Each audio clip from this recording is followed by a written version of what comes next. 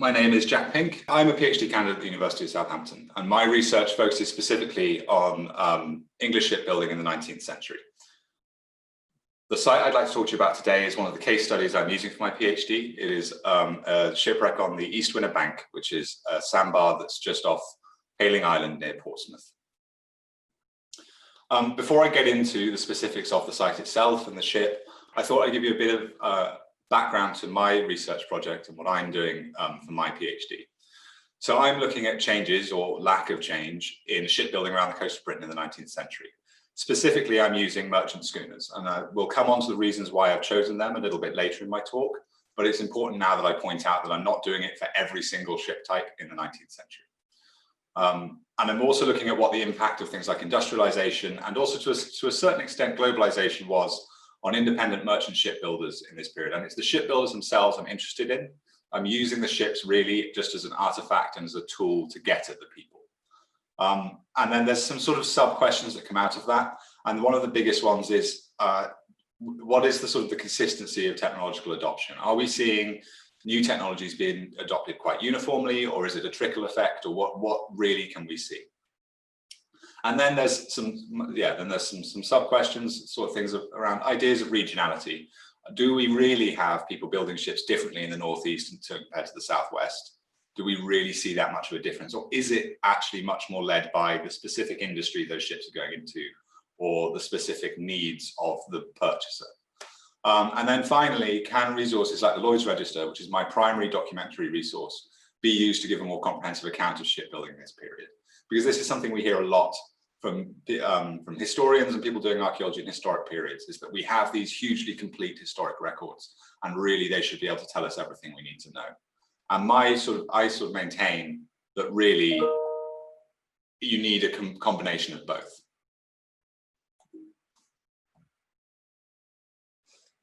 So why am I looking at it? And this is something that as a PhD student, I have to ask myself quite regularly. It's part of my internal sort of monitoring processes and my internal papers, is to say, what am I looking at and why? And really the key thing here, and the reason I picked schooners, was that they play such a vital role in 19th century shipping.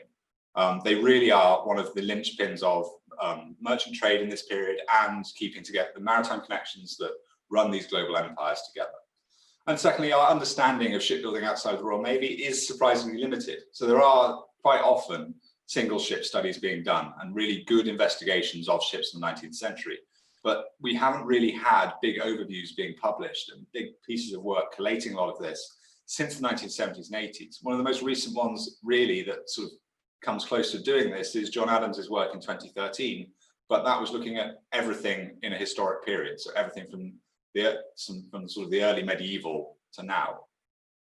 And how am I doing this? What means am I using to look at this massive question? Well, primarily and archaeologically, I'm using case studies, individual ships as a means to drive my investigation. And I'm using them concurrently with documentary resources like the Lloyd's Register, other shipping registers and newspapers, to understand the stories of those ships and to try and pick out some of the key details of their construction that will allow us to answer the questions I set out before.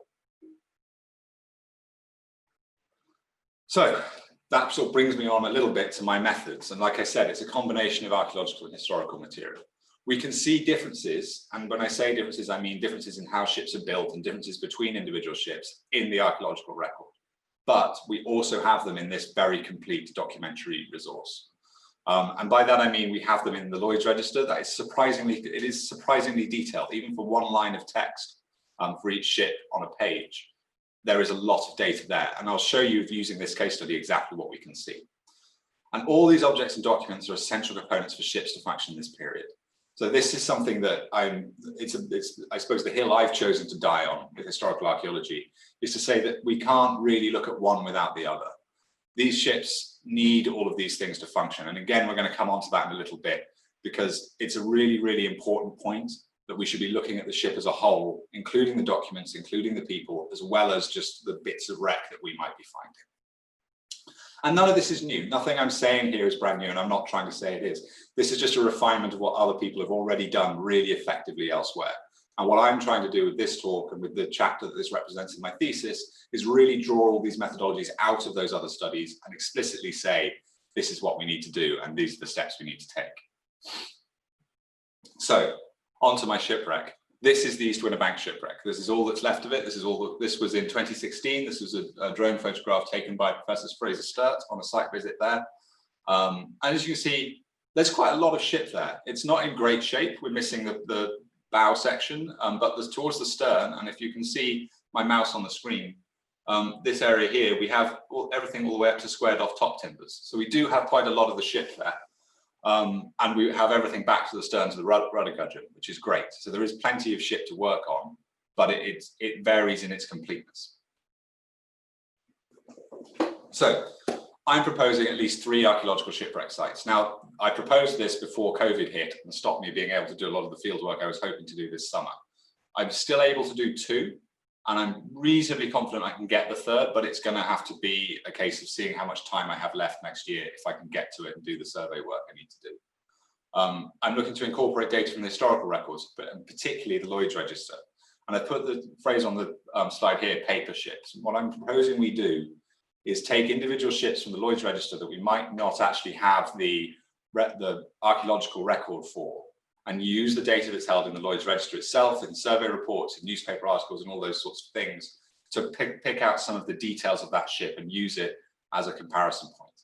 And those archaeological sites where we have the archaeological material and the documentary evidence will serve as the waypoints in the data set. They're going to be the anchors around which I build my argument, because it's for them that I have the most complete data set, the most complete background. And what that gives me is the flexibility to actually work with a much, much larger data set, even though archaeologically I might only have 2 or 3 ships. And it's really a sort of test case for this methodology. If I can show that it will work, and if I can show that the data we get from the historical material is good enough to enable us to do this sort of research, then we can hopefully expand this project and continue this sort of work. So this slide here just shows a little bit about the location and the context of the shipwreck itself.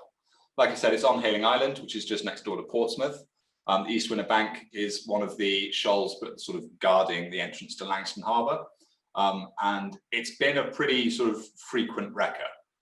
You can see here on the LiDAR image, which is the light green sort of colour ramp on the bottom right, that the sandbar itself is really low lying.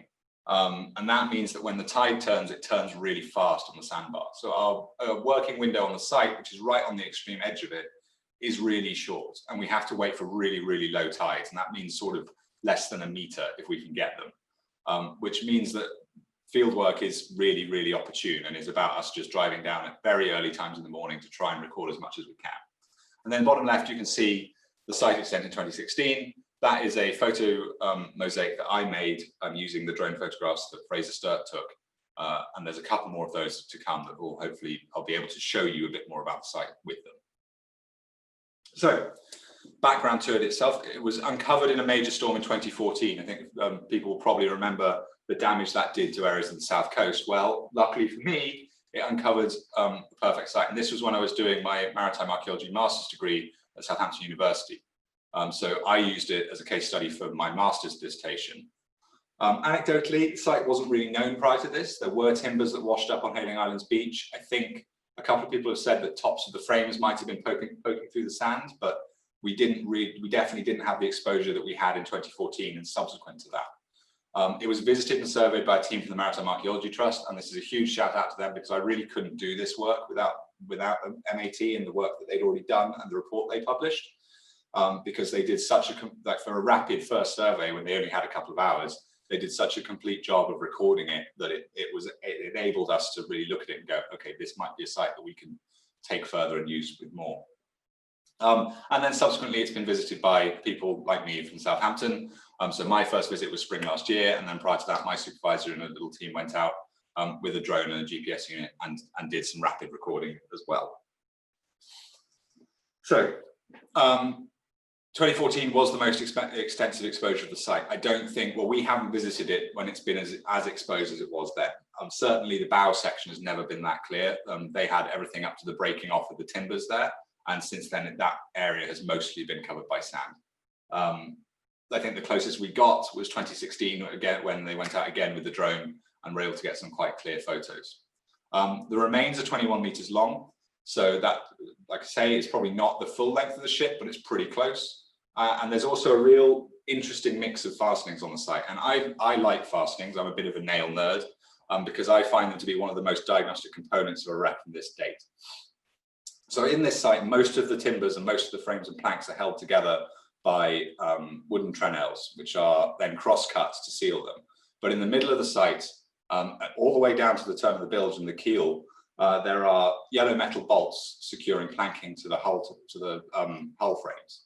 And that's really interesting because it is in a really concentrated, discrete area of the site. We also have in some places yellow metal bolts being used on butt ends and hood ends, which is again really interesting because it does diverge so much from the trenelles that are covering most of the site. Right. So from those two visits that I mentioned, the 2016 visit and then my visit in 2019, and actually this is also from a bit of a visit in 2020, but I haven't written that on the map. We were able to produce a couple of orthophotographs and alongside some GPS data. So the orthophotograph on the left was made by me using the drone photographs, and the GPS data was collected by Dr. Julian Whitewright, who is at the University of Southampton with me, my supervisor. And then the orthophotograph on the right was created by my colleague Felix Pedrotti, and the GPS data was collected by me.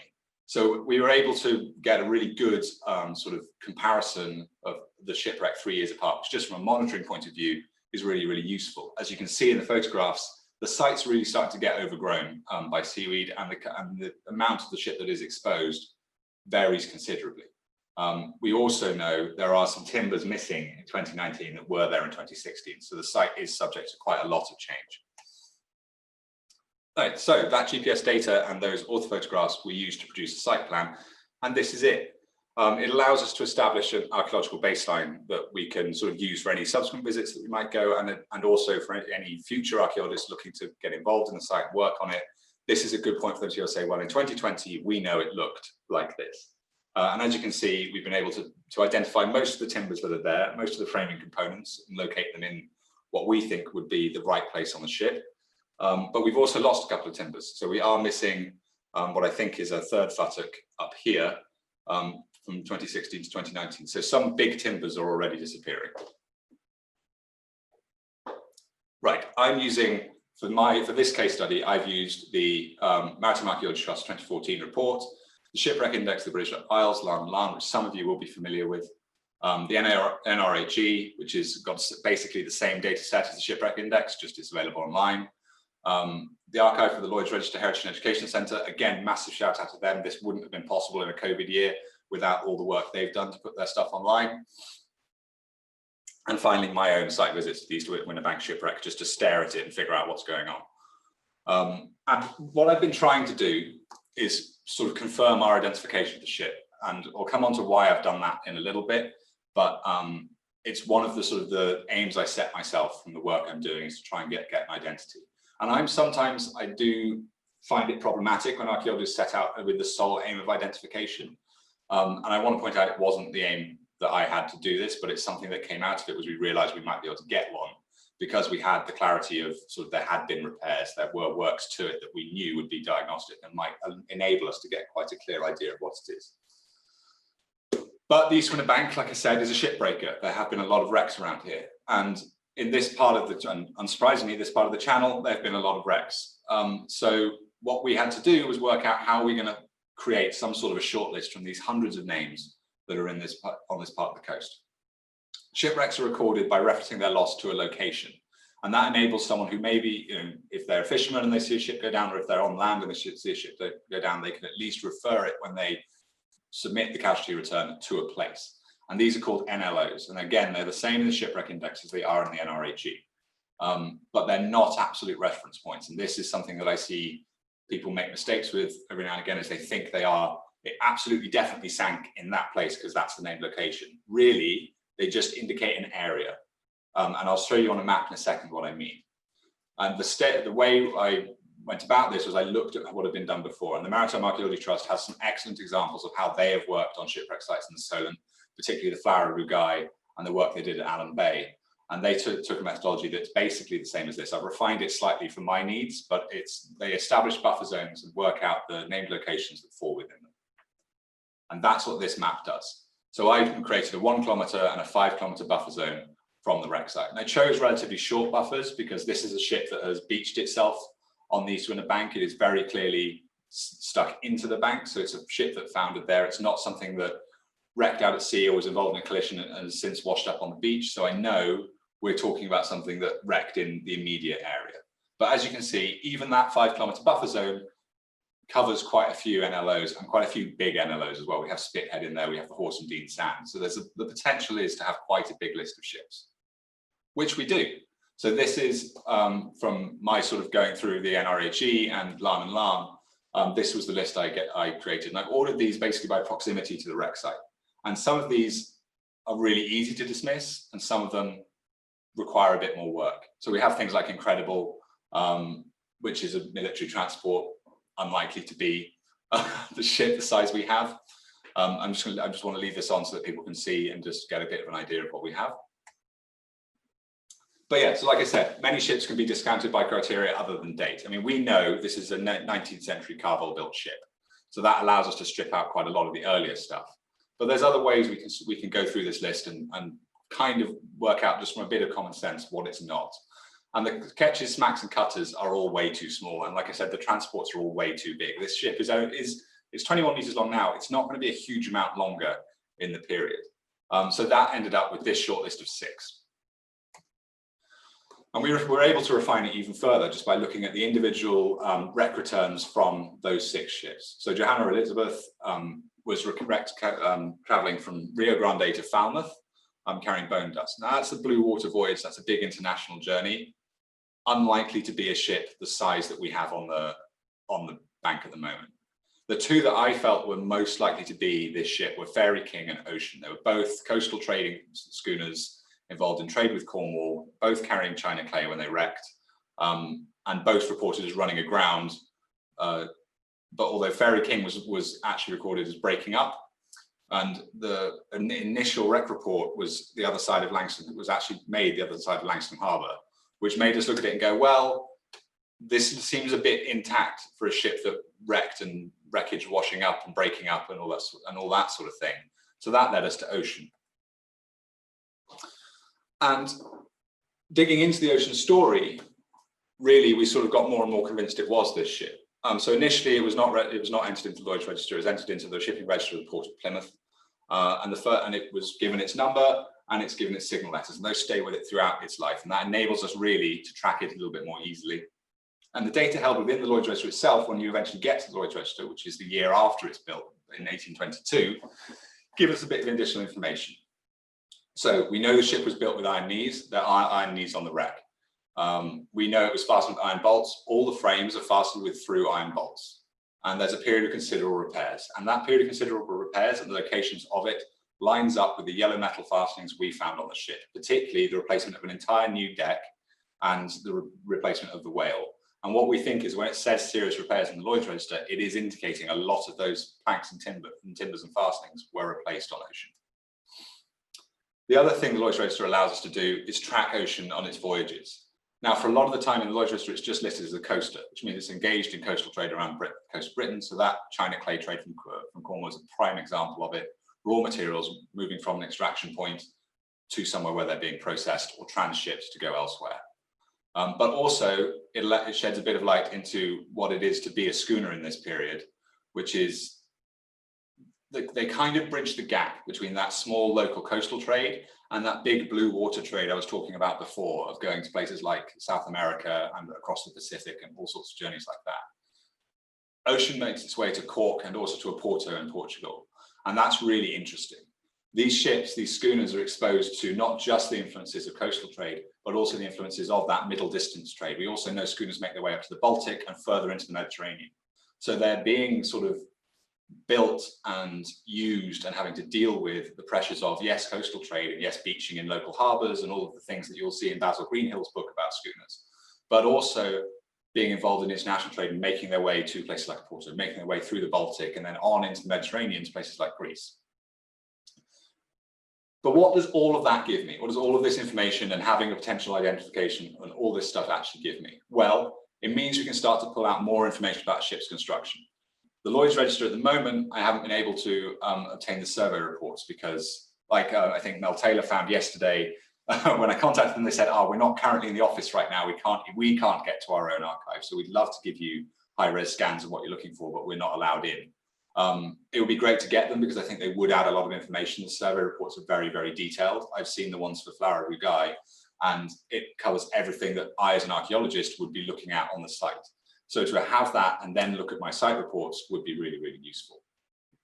But also, finding an identification and pulling out some of this data really gives me the story of the ship. And it reminds me that what I'm doing as an archaeologist is not just looking at shipwrecks. I'm not just interested in bits of wood on a beach or underwater. I'm interested in people, and I'm interested in understanding the stories that led to these events happening. And ocean, because I think it is ocean, has the most fascinating story and has a really long-lasting impact on this area of coastline. And that's something I personally am really interested in. In my bio here on the NAS conference, it says that I'm interested in ideas, emerging ideas around the Anthropocene, which is about ideas about people's impact on the world. And this period of time from basically the 19th century onwards, when people really start to have a dramatic impact on the world around them. And the things we do and the objects around us leave a lasting impression. And ocean has certainly done that. This we're coming up to the end of my talk, and this is really my last slide. And this is a document we got from the Maritime Museum.